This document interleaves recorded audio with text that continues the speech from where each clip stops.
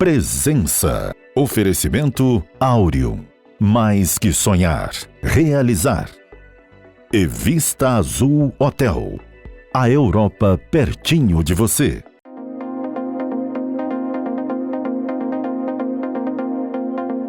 A presença hoje é do presidente do Centro de Desenvolvimento do Agronegócio, Cedagro, Gilmar Dadalto, com quem nós vamos conversar agora.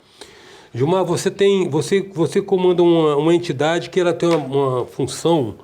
Vocês estiveram recentemente lançando o programa do setor florestal do Estado do Espírito Santo, né? Reuniu uma penca de autoridades para esse evento, mas achei interessante a oportunidade de destacar o trabalho do Cedagro, que vai muito além da área florestal. Vocês se ocupam, na verdade, de uma produção de uns serviços de inteligência para o setor do agronegócio, né? Vocês produzem informações relevantes de várias atividades, né? Quais são essas? O que é exatamente esse trabalho? Vamos esclarecer, né, o que é o Cedagro, né, que é o Centro de Desenvolvimento do Agronegócio, que é uma instituição não governamental, sem fins lucrativos, né, tipo associação. Então, é uma associação de empresas privadas com a finalidade de defesa, fortalecimento e promoção do agronegócio, capixaba brasileiro. Então, a gente quer fortalecer, a gente quer alavancar o agronegócio, né? E aí, essa palavra, às vezes mal entendida, né, mas o que é agronegócio? É a agricultura e todos os seus negócios associados. Antigamente se falava muito de produção rural, como agricultura sinônimo de produção rural, né? Aquilo que é feito dentro da propriedade, ou como a gente costuma falar, como dentro da porteira. Porteira para dentro. Então, o agronegócio considera toda a cadeia ou corrente produtiva, né, da agricultura, considerando todos os elos da corrente, quer dizer, o elo. E eu junto isso em 3 elos. O elo dos insumos e máquinas, quer dizer, a semente, a muda, o adubo, fertilizante, o calcário, o equipamento que entra na propriedade rural para fazer a produção. A produção rural, propriamente dito, é outro grande elo, né? E no Espírito Santo nós temos o café, né? que é o grande negócio agrícola, 40% da atividade, a fruticultura, a silvicultura, a pecuária e outros negócios. E tem o terceiro elo, que é o elo que sai da propriedade, né? Que é o beneficiamento, que é a industrialização, que é o transporte, que é o armazenamento, que é a comercialização. Né? Então, mas vinculado tudo isso, sim, tudo isso vinculado à produção rural. Então, esse é o complexo chamado agronegócio, né? Que pode ser pequeno, que pode ser micro, que pode ser médio e que pode ser grande. Então, essa confusão desse sinônimo de agronegócio, coisa grande, não é assim. Então, hoje, o Cedagro tem 20, basicamente, associados de todos os ramos ligados ao agronegócio, né? Desde os insumos, como falei, as empresas de máquinas, as empresas de silvicultura, né? As empresas de pecuária, de fruticultura, né? O Espírito Santo é um estado pequeno, 0,6% do território nacional, mas é muito pujante em termos de agricultura. Nesse 0,6% do território nacional, nós somos o maior produtor de café conilão do Brasil e segundo, juntando café arábica e conilão. Somos o segundo maior produtor de mamão papai, e segundo mercado, né, em termos de exportação. E a tecnologia do mamão, esse mamão delicioso, foi produzida aqui por nós, principalmente pela nossa empresa de pesquisa, o Incapé, né? Também as tecnologias de café, né? O café e o mamão deu um salto muito grande, né? Como outros produtos. Ovos, gengibre. Muito. O maior produtor e exportador de gengibre, o Espírito Santo, né? O maior produtor, passamos o Pará, né? Olha o tamanho do Pará e olha o tamanho do Espírito Santo. E o Espírito Santo hoje é o maior produtor de pimenta do reino, exportador. Né? Então, fora as outras atividades, né? Nós temos silvicultura. E isso, né? É um terreno acidentado, né? E é uma base territorial que não é plana, né? Porque no sul você tem uma base mais plana, né? No sul do país. Exatamente. Nós temos Espírito Santo mais ou menos 65% plano e suave ondulado, onde é possível a mecanização, e temos, vamos dizer, 35%, 40% de relevo acidentado, aonde não é possível a motomecanização. Você usa máquinas, né? Então, quer dizer, e aí nós temos as aptidões, né? Então, aonde você precisa de muita mecanização, você vai colocar, né, em regiões mais planas. Então, basicamente, o CW trabalha nessa linha. Então, nós temos várias atribuições. Um papel forte nosso é um papel de defesa, um papel que a gente é política de desenvolvimento do agronegócio e apoio às associadas, obviamente, né? Então, por exemplo, mudanças de lei, né? Ou adequação, vamos chamar de lei. A lei na área florestal, lei na área de recursos hídricos, né? Lei na área tributária, assim por diante. A gente desenvolve também estudos e projetos. Mas nós não somos empresa de consultoria, mas a gente desenvolve estudos e projetos de quê? Estudos de vanguarda. Mas isso é disponibilizado para a base de associados, né? Como uma entrega efetiva. A gente entrega e coloca no site. No nosso site, todos os nossos estudos estão disponibilizados como se fosse uma empresa pública. Estão democraticamente acessíveis. Democraticamente acessível, como se nós fôssemos uma empresa pública, né? E nós estamos disponibilizando esse estudo. Mas a gente faz estudos estratégicos. Eu sempre falo que nós temos que estar à frente do desenvolvimento, nós temos que estar na vanguarda. Não é qualquer estudo que a gente faz, né? A gente faz estudos que normalmente não se faz corriqueiramente, né? Nós fizemos estudo, por exemplo, com base na legislação florestal, para mostrar que a gente vê muito comumente aí nas propriedades que o custo de restauração florestal, porque hoje o Código Florestal obriga, né, a maior parte das propriedades em fazer recuperação florestal, isso é importante a área ambiental, né, porque a área ambiental, a área florestal, dá base para a produtividade, né, porque ela que conserva a água, ela que conserva o solo, então nós precisamos, eu sempre uso o termo produzir mais preservar, e não produzir versus preservar. Sim, não é antagônico. Eles são compatíveis. Eles são compatíveis e um precisa do outro. Então, as propriedades rurais hoje precisam, a maioria, ter a reserva legal, ter a APP, a área de preservação permanente, só que o custo da restauração é alto. É 20, 25 mil reais por hectare. Não é melhor deixar a natureza trabalhar sozinha? Pois é, não? E aí nós fizemos um estudo de regeneração natural, potencial de regeneração natural. Abandonar a área, no máximo cercar se tiver problema de gado. Deixar a natureza trabalhar. Deixar a natureza. E nós percebemos que 66% da área do estado é possível você abandonar e a vegetação natural volta espontaneamente. Obviamente, se tiver os fatores de degradação, que degrada, se tiver gado na área, o gado vai entrar e destruir, aí você tem que fazer cerca. Ou isolar do fogo. E muitas delas, você simplesmente tem uma área lá que você não usa mais, isola, ela vai voltar. Isso mostra, com 10 anos, 12, 15, às vezes tendo mais cedo, demora 20, 30 anos, mas ela volta.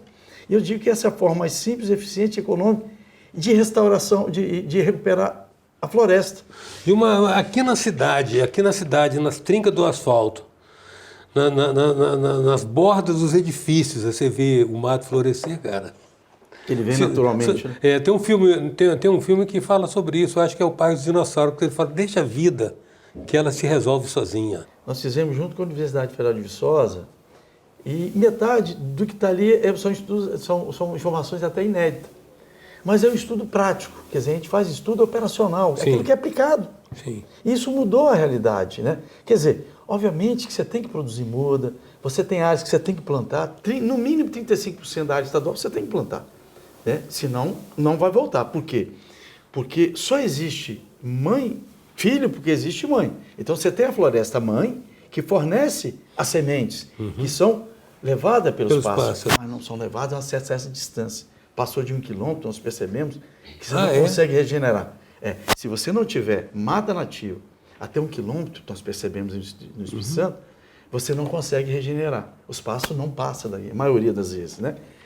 Então, você tem regiões que são muito vazias, né? Você precisa realmente plantios.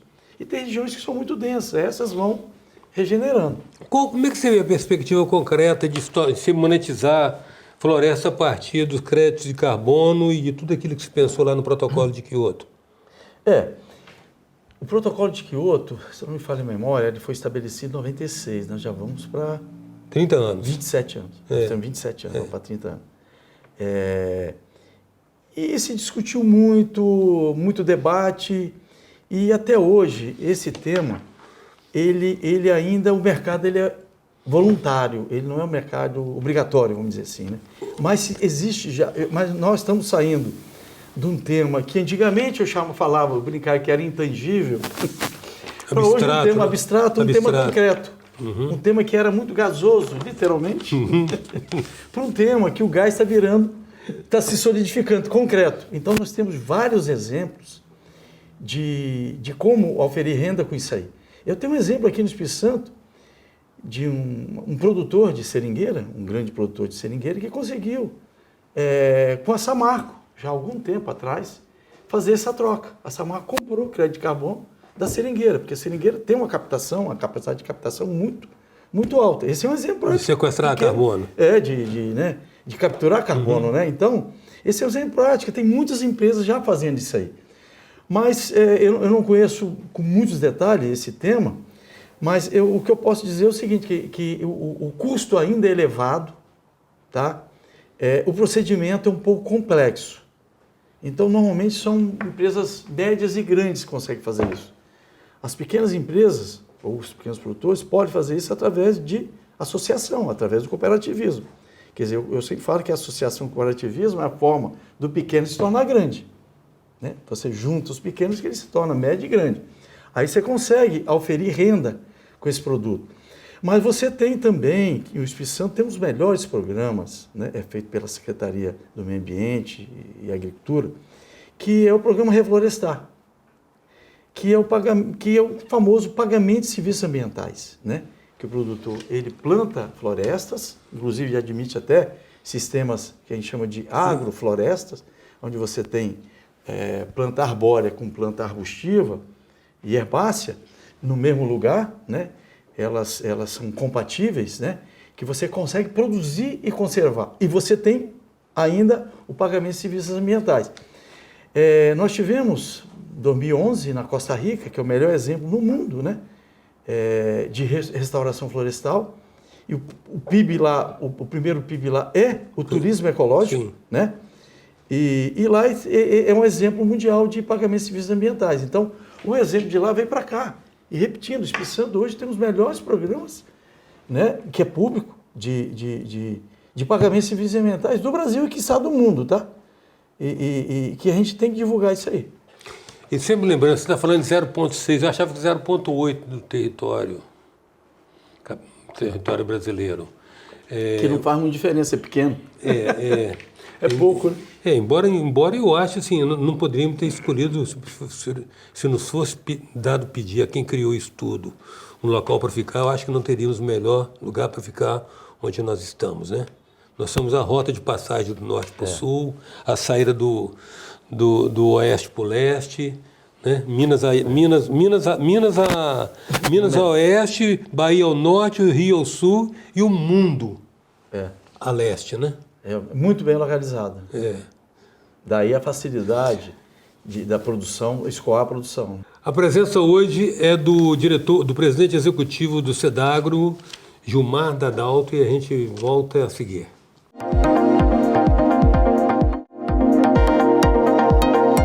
Voltamos com a presença do presidente executivo do Centro de Desenvolvimento do Agronegócio, Sedagro, Gilmar Dadalto. Gilmar, você é engenheiro agrônomo com mestrado em áreas de solos. Em áreas de solos? Então, confirma para nós aí. Já te perguntei, já provoquei lá fora, vou provocar. Aquele texto da Carta de Caminha, Pero Vaz de Caminha, enaltecendo essa terra aqui para o El Rei, dizendo que aqui em se plantando tudo dá, é verdade?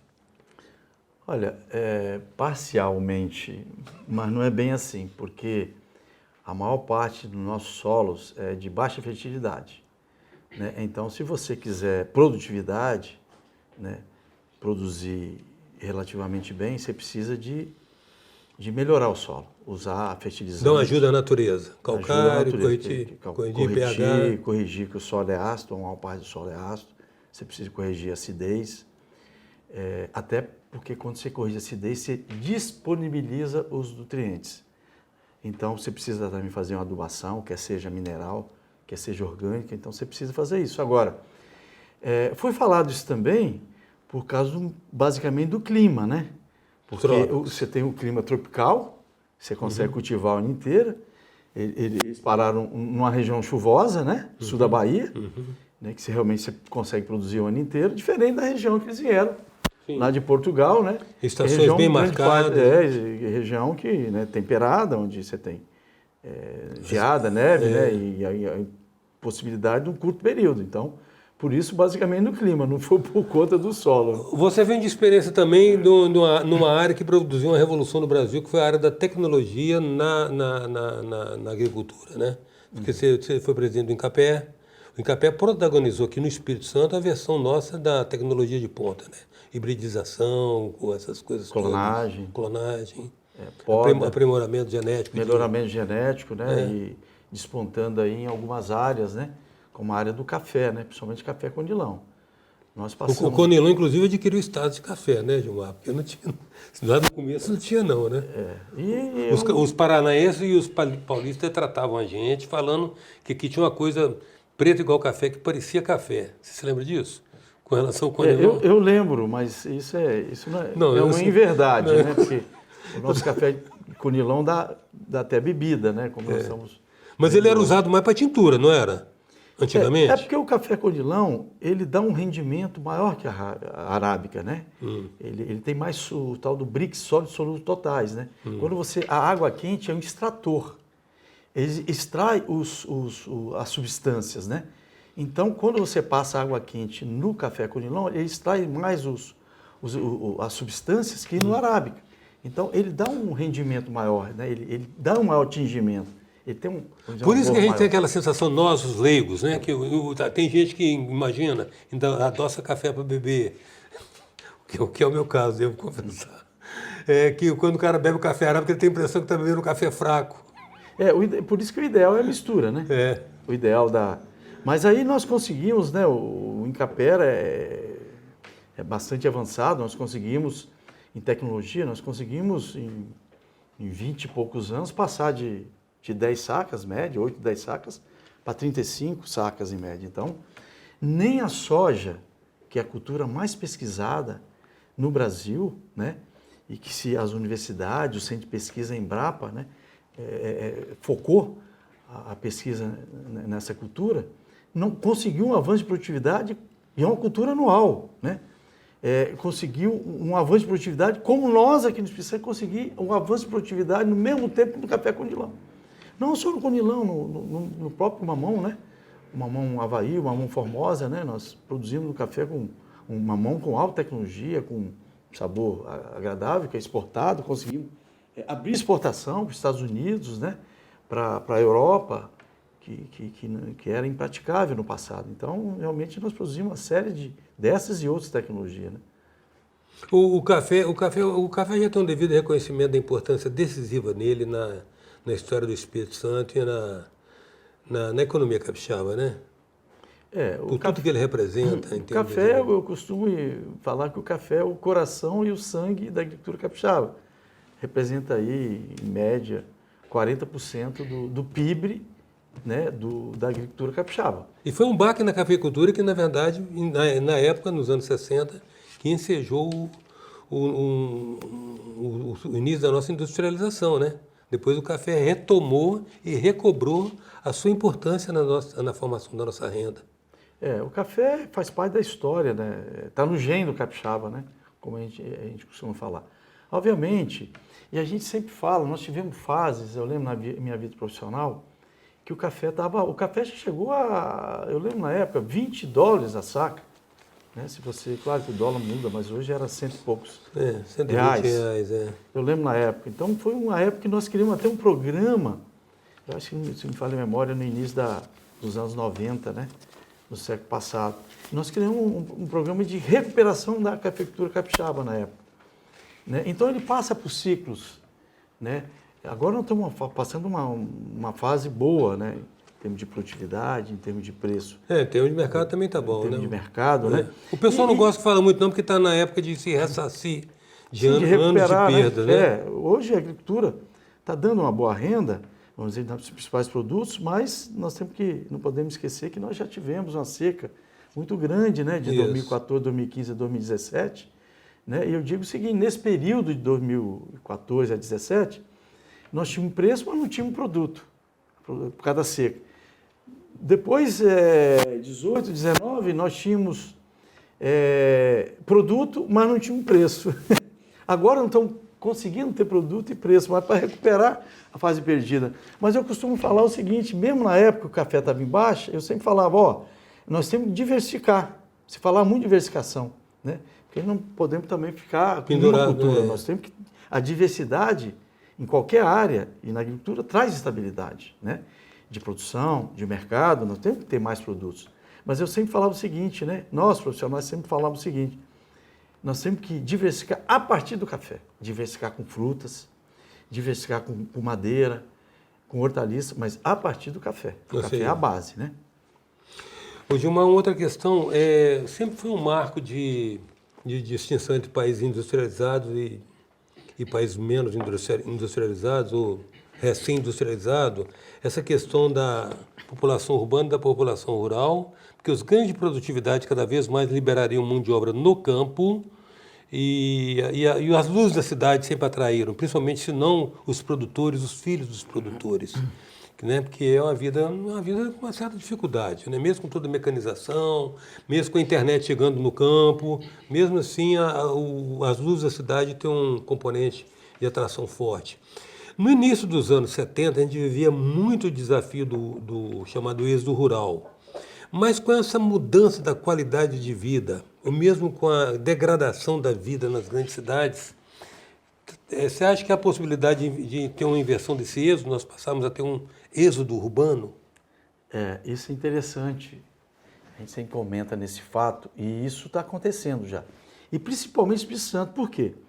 Porque o Espírito Santo, ele, como é pequeno, as distâncias são curtas, você consegue, a gente chama nem urbano, é uma mistura de rural com urbano. Uhum. Quer dizer, você está na roça, você está na propriedade, mas está próximo do centro urbano.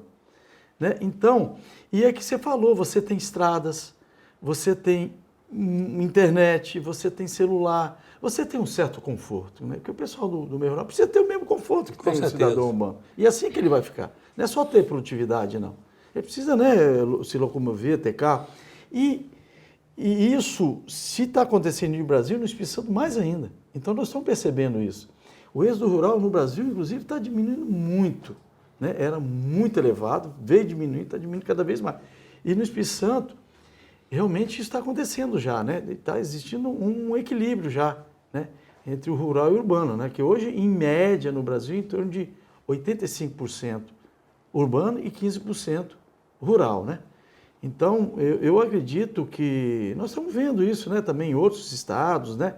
A tecnologia, a redução, quer dizer, era muito sacrificante, né? A mão de obra no campo, né?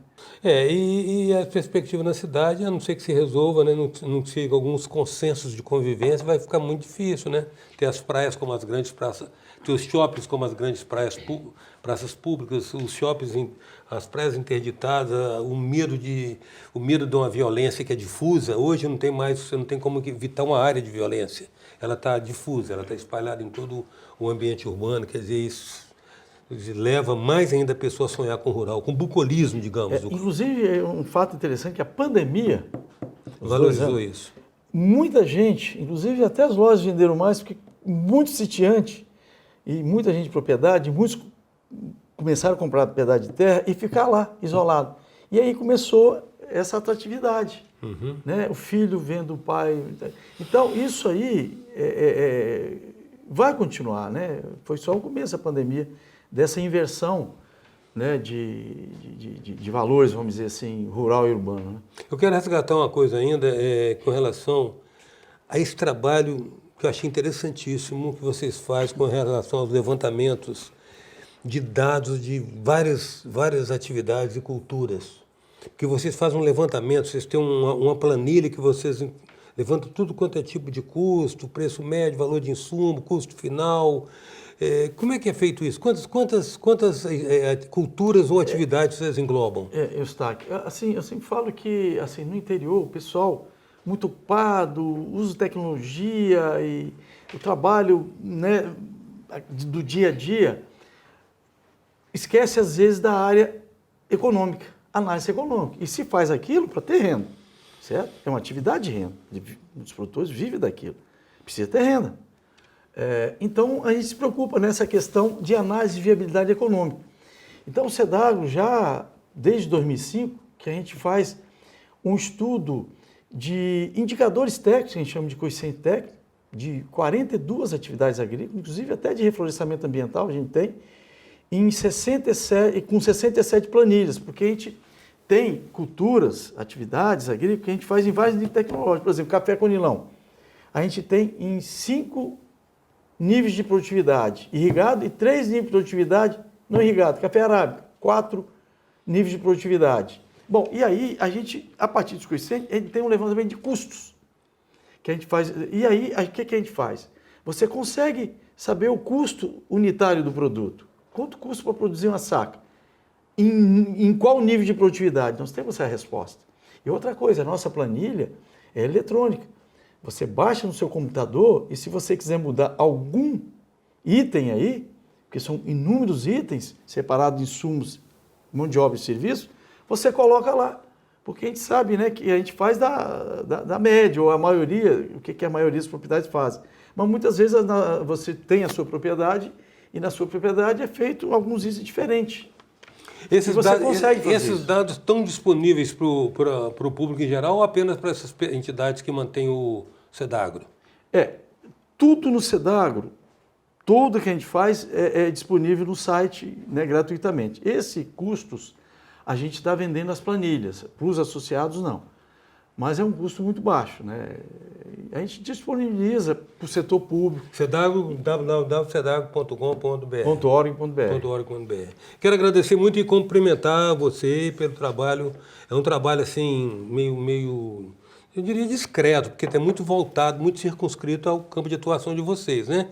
Mas a gente sabe o quanto como é que dados são o ouro do milênio, dizem. Quero cumprimentar e agradecer sua presença, Gilmar. Obrigado, eu que agradeço e estamos à disposição. E o SEDAGRO está aberto, né, para fazer sugestões, análise crítica, né? A gente tem que ter a melhoria sempre contínua, né, do que a gente faz na vida.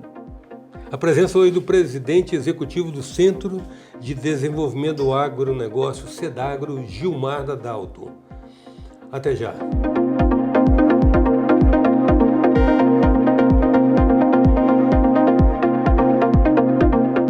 Presença. Oferecimento Áureo. Mais que sonhar, realizar.